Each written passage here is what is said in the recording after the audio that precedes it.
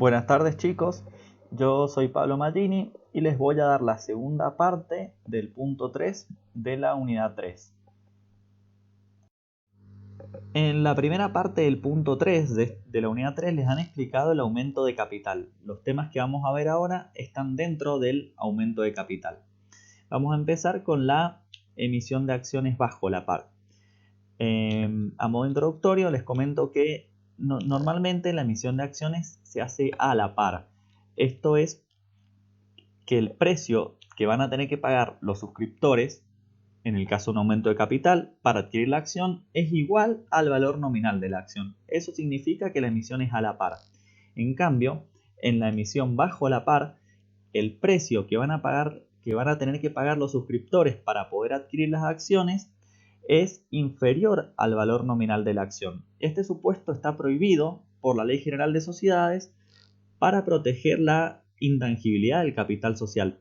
Fíjense que estaría ingresando menos dinero a la sociedad que el monto por el que se ha aumentado el capital. Por eso el artículo 102.2 lo prohíbe. Hay un solo supuesto de excepción donde está admitida la emisión bajo la par y que es para las sociedades que hacen oferta pública de acciones. Para ese supuesto, la ley 19.060 establece determinados requisitos para preservar el capital social. ¿Y por qué se permite esta excepción a las sociedades que hacen oferta pública? Y es una manera de facilitar la colocación masiva de las acciones en el mercado. A diferencia de lo que ocurre con la emisión bajo la par, la Ley General de Sociedades permite la emisión de acciones con prima. La emisión con prima es una emisión sobre la par. Y la prima de emisión es un sobreprecio que se le aplica a las acciones que se van a emitir a través de un aumento de capital. Vítolo la define como la diferencia entre el precio a pagar por el suscriptor de las acciones emitidas como consecuencia de un aumento de capital y el valor nominal de las acciones suscriptas. ¿Cuál sería un supuesto en el que se podría aplicar la prima de emisión? Piensen en una sociedad que lleva varios años ejerciendo su actividad y a través de su ejercicio ha aumentado su patrimonio. Por ejemplo, ahora el patrimonio puede estar constituido con reservas. Esta sociedad decide aumentar el capital incorporando un nuevo socio. Si se hace el aumento de capital sin prima, este socio se va a enriquecer indebidamente con el mayor valor patrimonial que tiene la sociedad. En cambio, no sería necesario aplicar una prima cuando se hace un aumento de capital y no ingresan ningún nuevo accionista, sino que el aumento de capital es suscripto por todos los accionistas originarios. ¿Y cuál sería el fundamento de la prima de emisión? Entonces, equilibrar la diferencia entre el valor nominal del capital y el valor patrimonial de la sociedad, y también equiparar la posición de los nuevos accionistas con la de los antiguos accionistas en relación con el patrimonio de la sociedad. El artículo 202 de la Ley General de Sociedades determina algunas características importantes de la prima de emisión. En primer lugar, el artículo 202 establece que la prima de emisión debe ser fijada por la Asamblea Extraordinaria. También establece que se tiene que respetar la igualdad en cada emisión, es decir, que la prima tiene que ser igual en cada aumento de capital. Esto ha sido regulado de manera diferente para las SAS por la ley 27349 y esto tiene relación con que siempre en la SAS se busca respetar la mayor autonomía de voluntad de los socios. Fíjense que el artículo 44 de la ley 27349 dice que se pueden fijar primas distintas para las acciones que sean emitidas en un mismo aumento de capital. Esto lo van a ver con mayor profundidad cuando estudien la SAS. Simplemente ahora les comento que el fundamento que se ha tenido en cuenta ahí para permitir establecer primas diferenciadas es que puede ocurrir que en un mismo aumento de capital se quiere incorporar a varios inversores que vayan a pasar a ser accionistas, pero a lo mejor alguno de estos inversores puede ser más importante que otro para la sociedad, porque puede ser una persona muy reconocida o un fondo de inversión importante. Entonces a la sociedad le es favorable que se sume esa persona. Entonces se puede establecer para este inversor estratégico una prima diferenciada o una prima menor que la que se establece para un inversor que no tiene ese potencial. Y otra característica de la prima de emisión es que integra una reserva especial y se puede distribuir con los requisitos del artículo 203 y 204, que son los requisitos establecidos para la reducción del capital. Ahora vamos a ver el derecho de preferencia y el derecho a crecer, que se encuentran regulados en los artículos 194 a 197 de la Ley General de Sociedades. Vítolo define el derecho de preferencia como el derecho que se le reconoce al accionista para que en cada aumento de capital se le reconozca un derecho preferente para la suscripción de nuevas acciones de la misma clase en proporción a las que poseía. La finalidad o el fundamento del derecho de preferencia es principalmente proteger la posición del accionista dentro de la sociedad y mantener la participación proporcional de los socios en la sociedad. Tengan en cuenta que el ejercicio de los derechos políticos del socio va a depender de la participación que tengan en la sociedad. Por eso es importante que esta proporción pueda ser mantenida o por lo menos que se le dé la oportunidad de mantenerla. De manera complementaria a la protección que brinda la Ley General de Sociedades a través del derecho de suscripción preferente, también regula el derecho de acrecer, y sería para el supuesto de que algunos accionistas no ejerzan el derecho de suscripción preferente. Entonces, el derecho de acrecer permite a los accionistas que han ejercido el derecho de preferencia suscribir las acciones que le hubieran correspondido a otros socios, pero que no han hecho ejercicio de su derecho de suscripción preferente. Es decir, que las acciones no suscriptas por los que no ejercieron el derecho de preferencia se ofrecen a los accionistas que sí la ejercieron, para que puedan acrecer su participación en la medida de sus tenencias. Hasta ahora hemos visto en qué consisten el derecho de suscripción preferente y el derecho de acrecer. Ahora vamos a ver cómo se materializan o cómo se hacen efectivos esos derechos. Que una vez que la asamblea decide aumentar el capital, va a tener que hacer ofrecimientos a los accionistas para que decidan si hacen o no uso de su derecho de suscripción preferente. Estos ofrecimientos se tienen que hacer mediante publicaciones por 3 días en el boletín oficial. Además, si la sociedad se encuentra bajo el régimen del artículo 299, también va a tener que hacer las publicaciones en un diario de gran circulación de la República Argentina. A partir de allí y desde la última publicación, los accionistas tienen 30 días para comunicar su decisión de ejercer el derecho de suscripción preferente. Este plazo puede ser ampliado por el estatuto, pero si el estatuto de la sociedad no dice nada, el plazo para el ejercicio es de 30 días. Ahí la Ley General de Sociedades no es muy clara en cuanto al ejercicio del derecho de acrecer, pero lo que considera la doctrina es que una vez que han pasado estos 30 días que tenían los accionistas para decidir si hacían uso de su derecho de suscripción preferente, y en el caso de que algunos accionistas no lo hayan ejercido, ahí la sociedad tiene que publicar nuevamente avisos para comunicarle a los socios y que puedan hacer uso de su derecho de acrecer. Y el plazo para el ejercicio del derecho sería también entonces de 30 días para el derecho a acrecer. Continuamos con otros dos temas que están vinculados al derecho de suscripción preferente.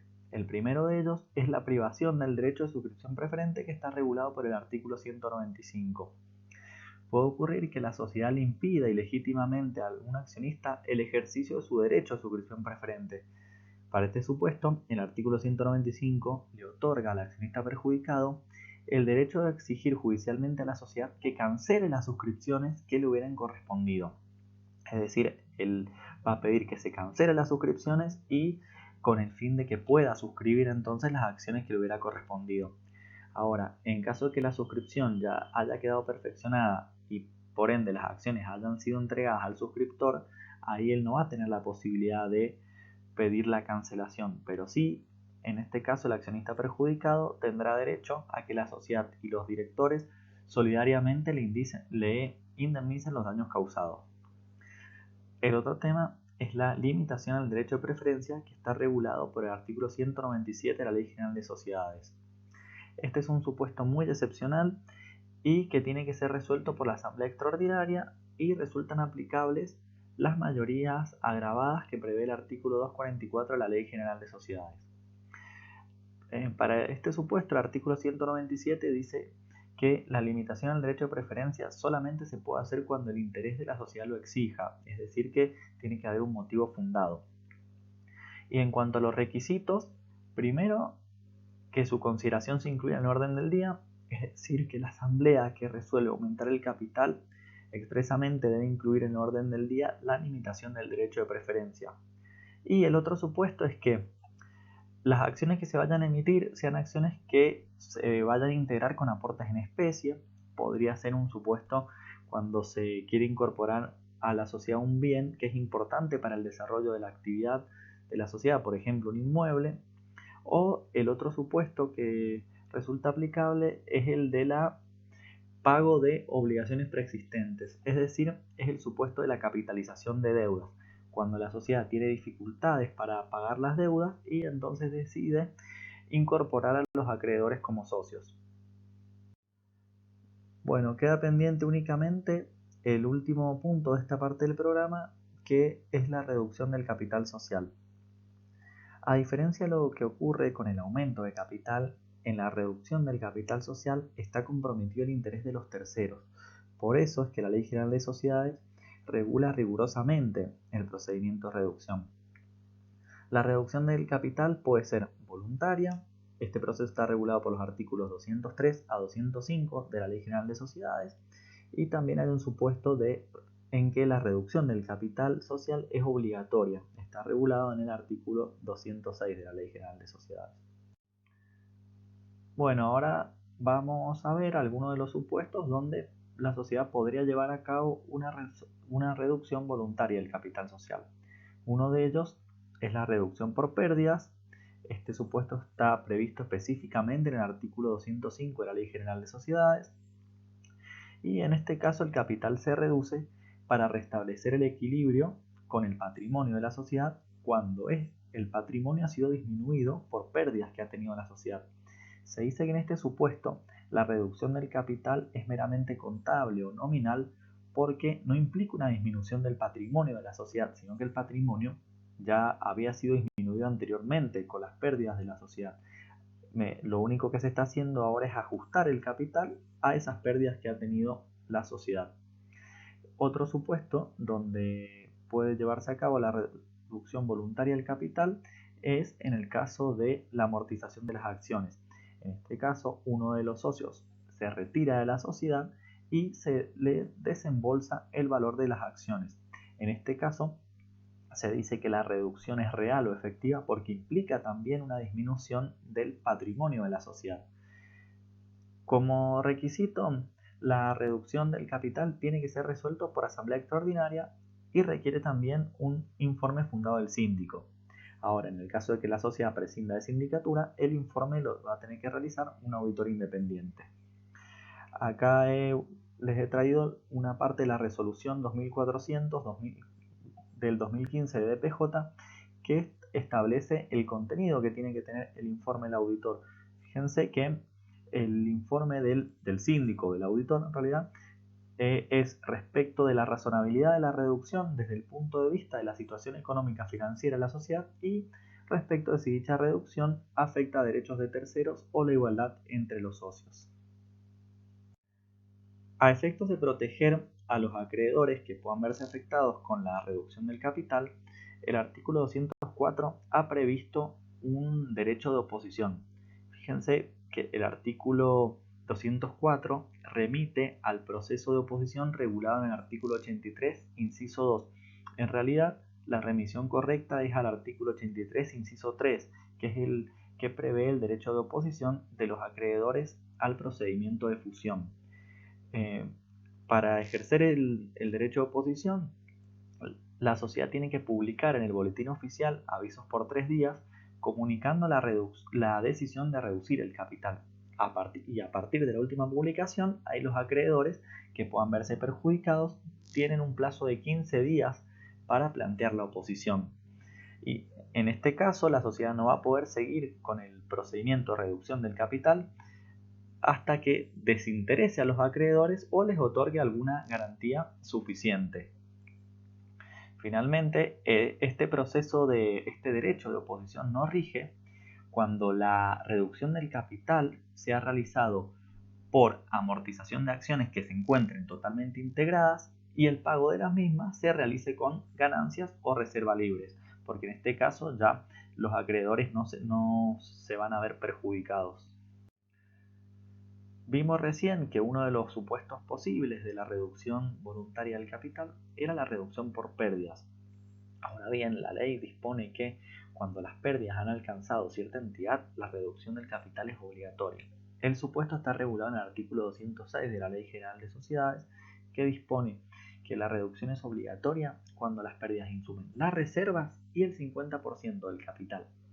Entonces, si se produce este supuesto, el órgano de administración inmediatamente debería convocar a la asamblea para que resuelva la reducción del capital, aunque la norma no ha sido clara porque no ha establecido ninguna sanción específica para el caso de que no se lleve a cabo esta reducción.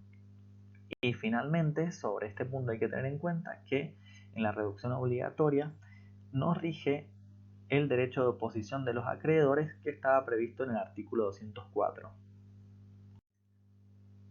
Bueno chicos, acá termina la clase, espero que les haya servido. Cualquier duda que tengan me pueden consultar al mail.